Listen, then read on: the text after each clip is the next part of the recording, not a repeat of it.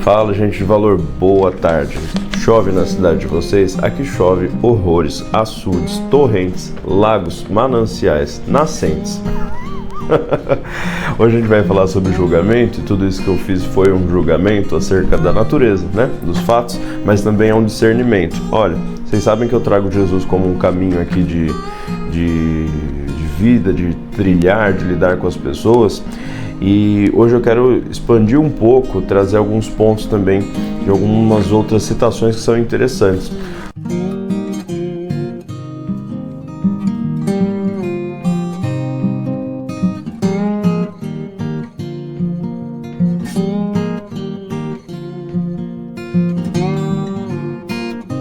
Bom, julgamento, a gente vivencia isso no nosso dia a dia e a sociedade quer que a gente viva isso de forma integral, né? E não a compaixão, a justiça, o equilíbrio, a equidade. Esse julgamento ele tem alguns pontos e a gente vai falar sobre isso. Eu vou te dar 3 passos importantes, aliás, 3 pontos importantes para você se situar e também algumas perguntas para você se fazer e refletir de como você pode lidar com essa questão de uma forma diferente e ter uma compreensão um pouco diferente.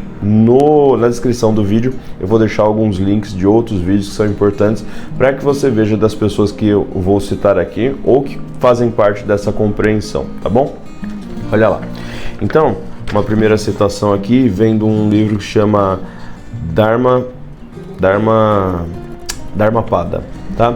É um livro que ele vem de alguns textos também lá do canone sagrado do budismo, que se chama Canone Pali. Não tenho conhecimento profundo sobre esse Canone Pali e tudo mais, então não vou me estender sobre isso. Começou a chover enquanto eu gravo o vídeo. Só para vocês contextualizarem, Buda veio mais ou menos há uns 450 anos antes de Jesus, o Cristo, e esse livro foi escrito depois, mas são aglomerados de textos atribuídos a Siddhartha Gautama, o Buda histórico, tá bom?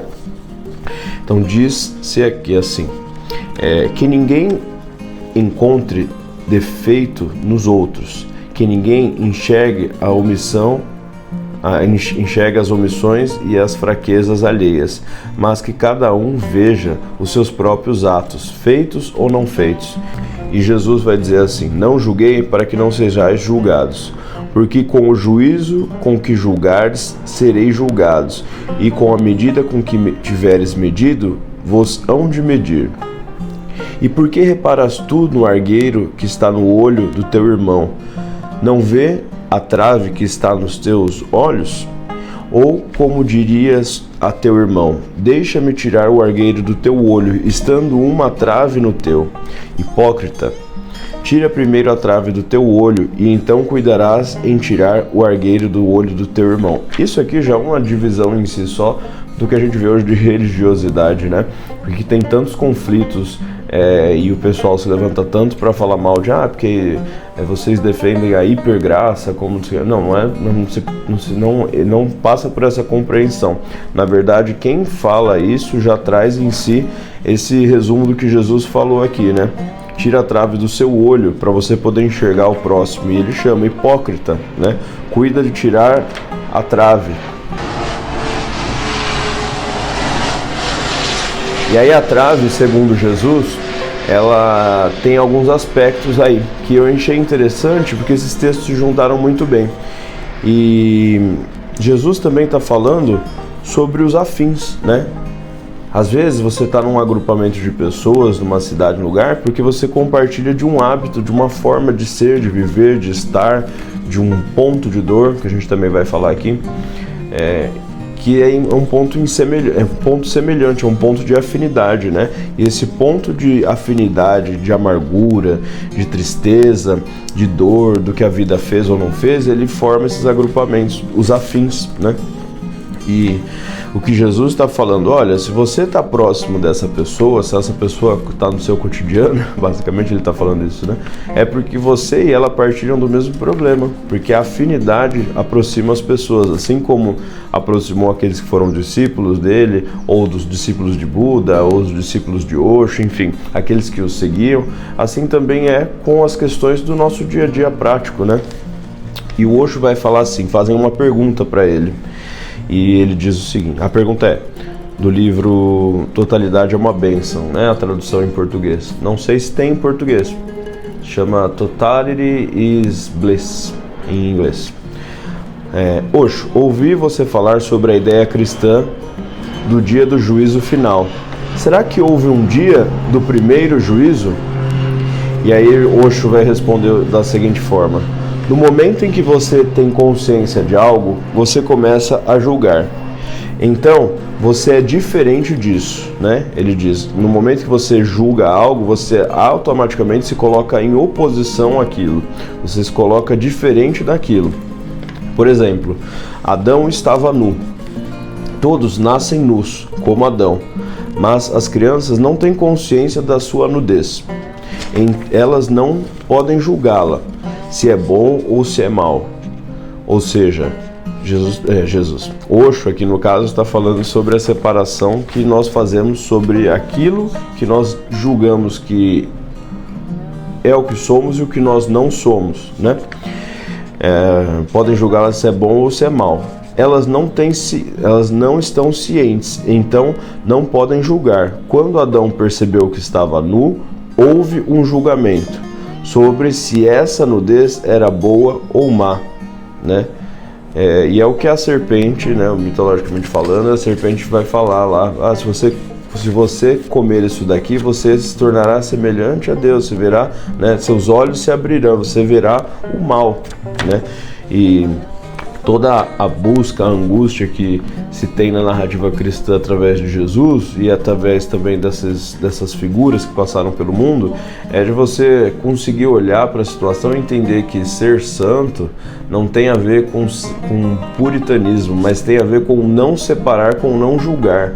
Ou seja, na narrativa aqui de Adão, por exemplo, ele estar nu em meio aos animais e não ver a nudez dele como algo ruim, mas como algo natural do ser, né? A forma com que ele usaria isso depois é que se torna algo negativo, né? E aí é que tem a exortação e tudo mais. Mas olha, continuando o texto aqui. Quando Adão percebeu que estava nu, houve um julgamento sobre essa nudez, era boa ou má. Todos os animais estavam nus ao seu redor, mas nenhum animal percebeu a sua nudez. Então tornou-se Adão consciente, e com esta consciência Adão tornou-se único. Ora, estar nu era ser como um animal, e Adão, é claro, não gostaria de ser um animal.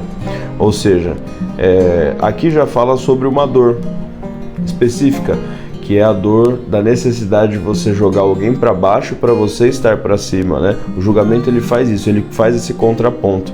Ele coloca quem está no lugar certo e quem está no lugar errado. Então, esse julgamento é só uma perspectiva pessoal e não condiz com a verdade única, verdade total das coisas. É o que está sendo falado aqui, porque até a verdade total das coisas, se você for cristão, você sabe que a verdade e caminho e a vida é a figura de Jesus Cristo nessa narrativa, né? Então, Adão tornou-se consciente e tornou-se único. Ora, estar nu era ser como um animal, ou seja, enxergar-se como tirar a trave do olho é ser como um animal. É por isso que hoje em dia tem tanta gente com ódio, tanto pastor, tantos líderes religiosos de uma forma geral, mas com ódio do outro, julgando o outro e condenando e se achando santo. É porque ele não quer se enxergar o animal que ele vê no outro, né? Então, outro dia teve um pseudo pastor falando que o padre Fábio de Mello estava com depressão porque ele tinha que sair do armário. Nossa, de uma defecalidade o que saiu da boca desse cara, que é um absurdo, porque ele, quanto um pastor, quanto uma figura relativamente menor da grandeza de Jesus, mais apontando para ela, jamais deveria ter falado isso, né? Jamais deveria ter se posicionado dessa forma. É o que Jesus fala, né? Vós sois filhos do diabo. Jesus faz uma asseveração, uma exortação profunda sobre isso, sobre essa maldade. E é aqui o que está sendo falado, o animal que eu não admito que tem em mim, eu não quero nem ver no outro. Aliás, se eu ver no outro, eu vou buscar destruir aquilo que há no outro, né? A maldade que eu vejo no outro, na verdade, ela habita em mim. Então, Adão não queria ser um animal. Bom, aí a gente vai para os 3 pontos que eu falei para vocês, que é o seguinte, ainda trazendo um pouco dessa mescla do budismo, mas que passa profundamente. Se isso aqui tivesse no Novo Testamento ou na figura de Jesus, com certeza a gente conseguiria ter esse discernimento, porque a gente já o tem, né? Diz aqui, primeiro passo para você identificar como você está nesse julgamento é perceber o seu discernimento. Então, eu estou discernindo sobre o que é bom, o que é ruim. Então, o que é bom ou ruim para o outro? O que é bom ou ruim para mim? Na minha experiência, pode ser que você tenha algum tipo de situação alimentar que você não pode comer carne, sei lá, por exemplo. Então, pode ser que carne para você seja ruim, mas não necessariamente para o outro seja ruim, entendeu? Aqui tem alguns exemplos, olha lá. Você não vai enganar porque você não é um egoísta e quer o bem do outro. Você não vai roubar porque isso causaria o sofrimento a outra pessoa. Você vai evitar matar ao máximo possível porque causa sofrimento a outros seres. Então isso está ligado a uma visão de compaixão. Então no primeiro momento eu me deparo, assim como Adão olhou para a situação, ele se viu nu. Então eu aprendo que no calor pode ser que estar nu seja uma bênção, mas no inverno pode ser que seja um pior castigo que possa vir a acontecer, né? E o segundo passo é você olhar para as situações a partir do discernimento que você teve anterior e com um olhar compassivo, misericordioso, amoroso, trazer uma perspectiva que ela traz o bom senso, a aptidão em buscar o bem pelo bem, não porque eu quero ser bonzinho e quero ocultar que eu estou nu ou que eu sou um animal, como o Osho trouxe ali, mas porque eu sei que através dessa perspectiva eu consigo enxergar as coisas melhor, como talvez Jesus estaria enxergando como as coisas são. Bom, e o terceiro ponto, que é o que eu já estou falando, é você ter a visão da unidade, estar acima de tudo. Então, hoje em dia se fala, a gente não julgar é saber que existe o bem e o mal. Então quer dizer que eu não estou julgando, eu vou fazer o bem e vou fazer o mal. E esse aqui é o engano, porque isso viola o preceito anterior.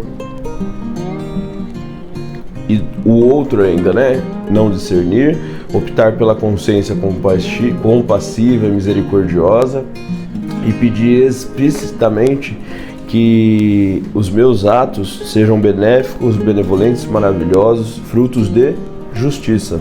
Então, eu tenho o entendimento de que esse olhar acima da dualidade, quando eu olho que até o que é mal, que me acontece é bom, quando eu olho para isso, é um olhar que não se aplica no nosso mundo da relatividade, na nossa ação física do dia a dia, que a gente precisa estar entre acordar e dormir, né? Essa dualidade do existir, mas ela é um entendimento para o não sofrimento, é uma coisa que vira uma perspectiva acima, ela vem como um não sofrimento, como uma capacidade de discernir que tudo faz parte do todo, mas ainda assim dentro do todo eu opto pelo caminho que é bom.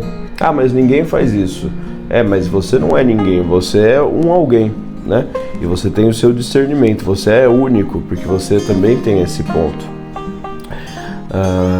O nosso ponto de dor, ele vai fazer a gente ter essa ação pelo julgamento, esse comichão. A sociedade inteira busca por isso, ela quer que você esteja nesse estado bélico, julgando, comparando, colocando alguém abaixo, requisitando uma compra ou um bem para que você esteja acima do outro.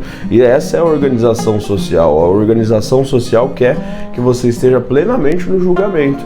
Só que esse pleno exercício do julgamento é que vai gerar esse buraco, esse vazio, esse entristecimento.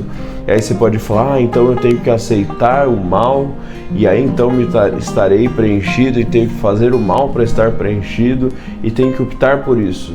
Olha, o discernir da situação não tem a ver com você praticá-la, mas antes de você entender como se mover na vida. Se eu entendo que algo é mal e faz mal, eu não o faço, mas eu também não julgo quem o faça. Eu só me distancio e crio uma forma de viver harmônica com o todo, né? E aí, a base disso tem muito a ver do que Jesus disse lá também. Tem no texto de João 8, de 15 a 25, que diz: vocês julgam segundo a carne, eu não julgo a ninguém.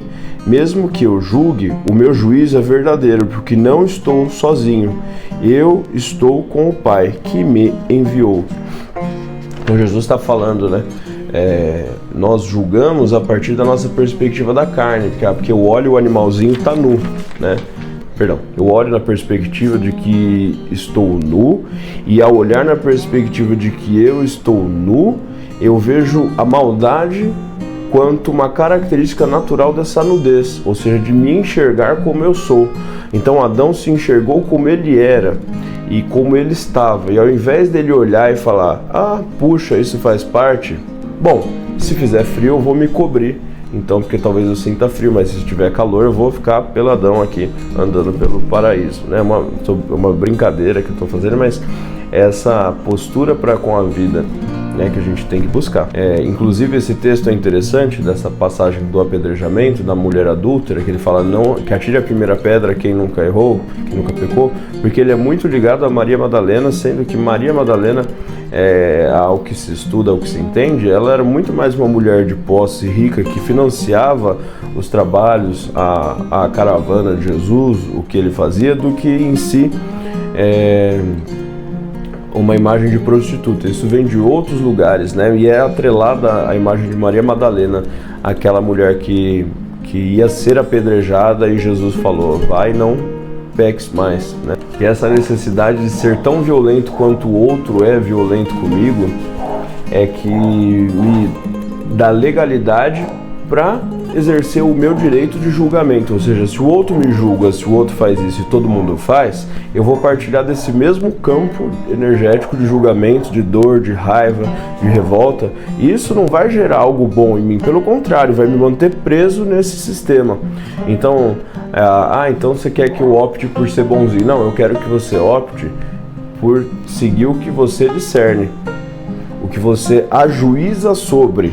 E ao invés de você ajuizar o outro, ter em si essa capacidade de perceber que a existência é a sua. Eu dou opinião acerca das coisas que têm a ver com a minha vida, como eu lido com as coisas, e não acerca de como eu ajuizo sobre o outro. Ou seja, se eu construir uma casa, eu posso dar uma opinião de como construir uma casa. Agora, se eu não construir a casa, eu não dou opinião, porque o que eu estiver fazendo, além de mentiroso, será um ajuizamento, é um juízo, e não verdadeiramente aquilo que vai somar a vida do outro, vai balizar, que vai estar salgando a terra e não tornando ela amarga. Bom, tem bastante vídeo do Caio Fábio também falando sobre isso, eu vou deixar na descrição aqui para vocês assistirem mais tarde. Como não podia ser diferente, vou deixar algumas perguntas para vocês se fazerem e discernir acerca de tudo isso. Vamos lá. O que dizemos ou pensamos acerca das pessoas? Que espécie de rótulo nós utilizamos? Aquele é pobre, aquele é ladrão, esse merece isso, aquele não merece, né? A gente ainda atribui julgamento a um merecimento. Inserimos a pessoa em alguma categoria, que é o que eu acabei de falar, né? Essa pessoa é um desgraçado, não quer trabalhar, essa pessoa, ela não quer nada com a vida. Então, será que nós estamos atribuindo juízos que, na verdade, talvez em alguma perspectiva trazem uma sombra nossa? Cada um vai ter uma perspectiva de trabalho, de realização, uma perspectiva do que é bom ou que não é na vida, mas todas elas têm que passar por esse discernir do que faz bem a mim, do que faz mal ao outro, de como eu interajo com essa necessidade de, às vezes, ter essa participação como vilão na vida do outro, mas de forma justa e com equidade, tá bom? Espero que vocês tenham gostado, a gente se vê no próximo vídeo.